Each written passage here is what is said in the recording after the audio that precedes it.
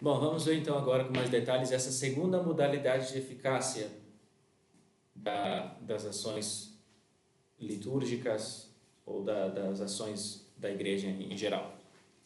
Vamos relembrar aqui o texto da Mediator Dei que a gente viu na outra aula. Dizia assim: essa eficácia falando da eficácia santificadora da igreja.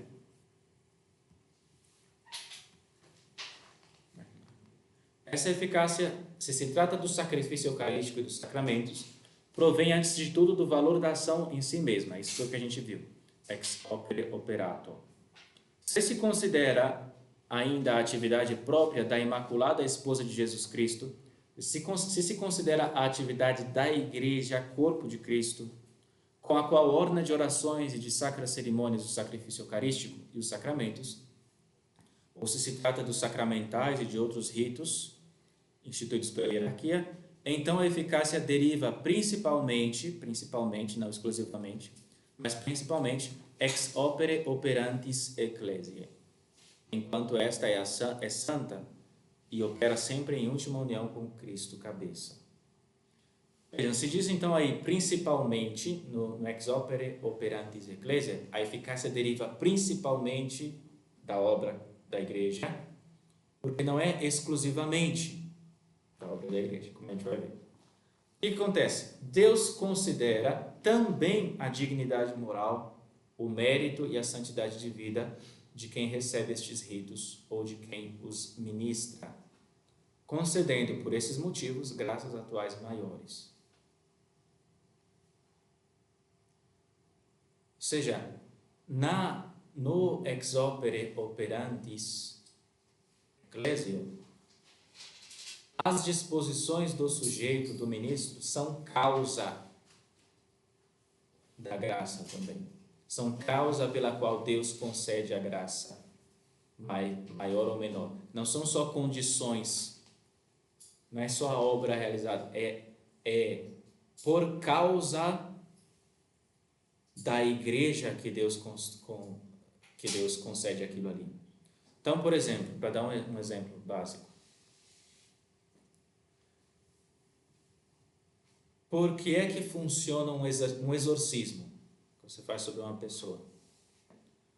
Ele é eficaz? É eficaz.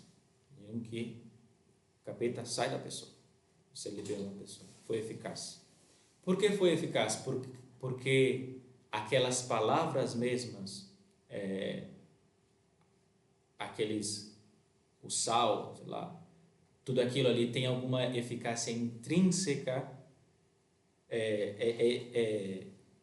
a modo de sacramento, digamos, para produzir esse efeito? Não é assim.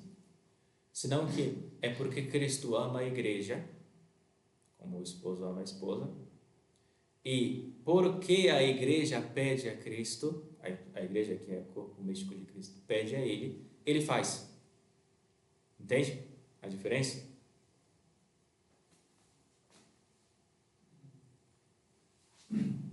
Isso por meio do ministro aí. Isso, o ministro é um representante da igreja. E porque certos sacramentais exigem um ministro específico, mas ele está agindo ali como representante da igreja diante de Cristo. É uma intercessão, mais do que uma eficácia intrínseca. É como você pedir para Deus e Deus faz. Entende? Só que você não está pedindo em nome próprio. Não é o Valdinei pedindo. É a igreja pedindo. E quanto mais eu tenho vida eclesial, no sentido, quanto mais santo eu sou, ser santo significa ter vida sobrenatural em você, ser membro da igreja. Quanto mais eu sou um membro vivo da igreja, falei vivo e vivo, né? É porque eu pensei em dois sentidos diferentes. Membro vivo no sentido de que eu estou em graça, mas vivo no sentido de que eu tenho muita vida. Bem saudável, digamos, da igreja, tem bastante vida.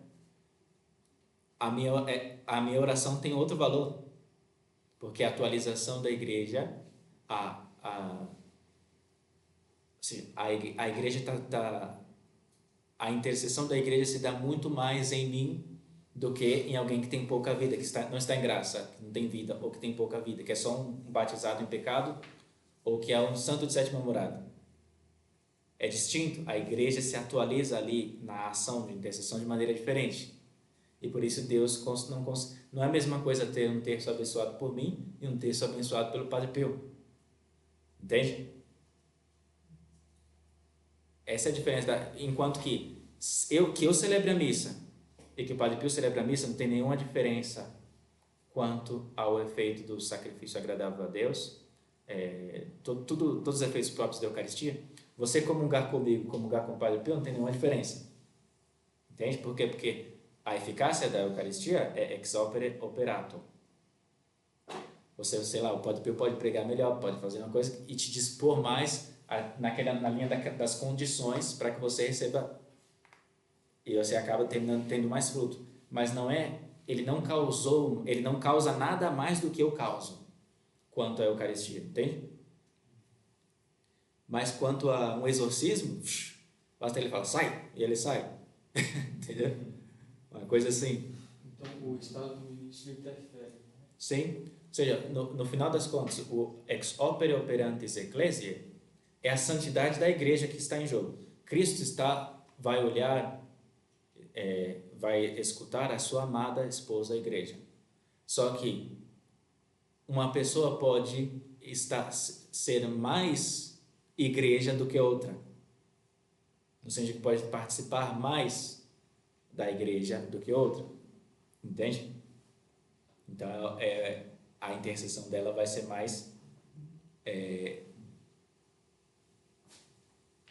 mais agradável a Deus do que a minha. Entende?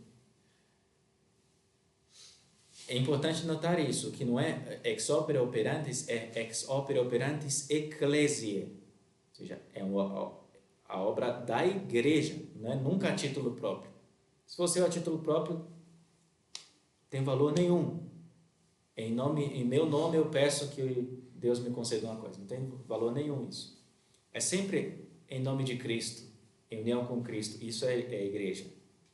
Entende? E tinha um outro aspecto que eu queria remarcar aqui. Isso. Que ainda no ex opere operantis ecclesia existem efeitos que são como de opus ex opere operato. Por exemplo, imagine aí que você é bispo e faz um rito de profissão religiosa perpétua. Não precisa nem ser bispo, pode ser delegado também. Mas um rito de profissão religiosa perpétua. Isso é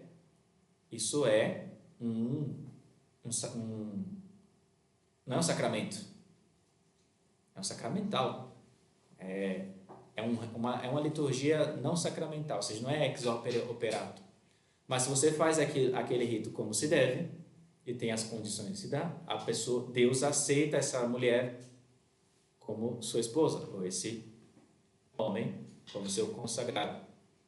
É seu, como pertencente a si, Deus aceita aquilo. Isso é um efeito ex opere operato. Basta que você realize a obra sobre todas as condições de sujeito, lugar, etc.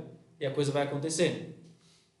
Então, sempre, da mesma maneira, abençoar a água. Basta que eu faça o que tenho que fazer, que um efeito acontece. Deus aceita aquilo lá como coisa sua. Há um título novo, já é dele. Tudo que o que não é de Deus. Mas ele aceita a um título novo. Ex opere operato, isso. Só que Deus leva em conta também como causa as disposições do sujeito e do ministro, diferentemente do sacramento, que isso não é causa, isso é só condição, tá? Olha, mas nesse caso seria condição só o ministro, né? Mas não o estado do ministro, ou também o estado do ministro. Deus leva em consideração tudo no ex opere operantis ecclesiae. Tem efeitos que são tipo opus operato, por exemplo, isso que eu falei da bênção da água. Se o bispo está em pecado mortal e faz o rito de profissão religiosa, Claro que acontece. Entende? Mas certos efeitos não Deus pode dar ou não dar, e Ele vai dar ou não dar de acordo com as disposições do ministro e da pessoa que recebe. Entende? Por exemplo, você vai lá e está em pecado mortal e vai fazer um exorcismo, vai terminar é mais fácil você termine possuído. Ou não, Deus pode usar também. Deus, ou seja, mas não é ex opere operato. Enquanto que se eu estou em pecado mortal e vou celebrar a missa ou vou confessar, acontece absolutamente a mesma coisa. Ainda que seja um pecado de sacrilégio muito grande e que eu possa privar essa pessoa de graças atuais que não são um ato sacramental. Entende? Bom, um resumo aqui da diferença entre os dois. Porque às vezes fica meio confuso, a gente vê em paralelo, vai ficar mais claro. Vamos lá. Bom, descrição.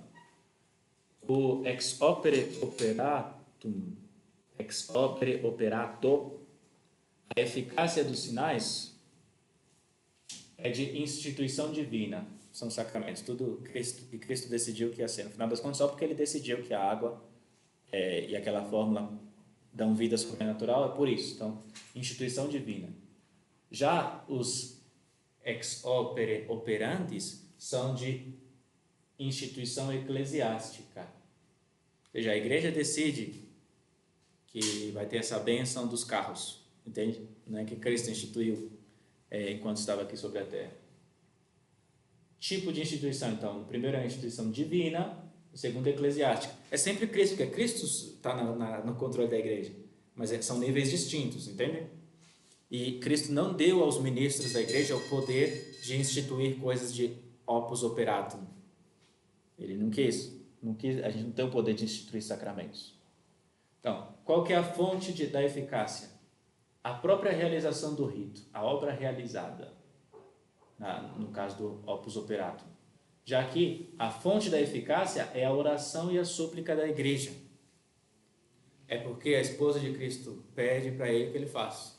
Não é porque a obra em si mesma tem essa virtude. Então, no opus operatum, a eficácia é objetiva e instrumental. Aquilo objetivamente é um instrumento de vivificação. Aquilo objetivamente é um instrumento de sanação, etc. É um objeto que é assumido por Cristo como instrumento objetivamente. Já aqui, a eficácia é dependente da intercessão e santidade da igreja.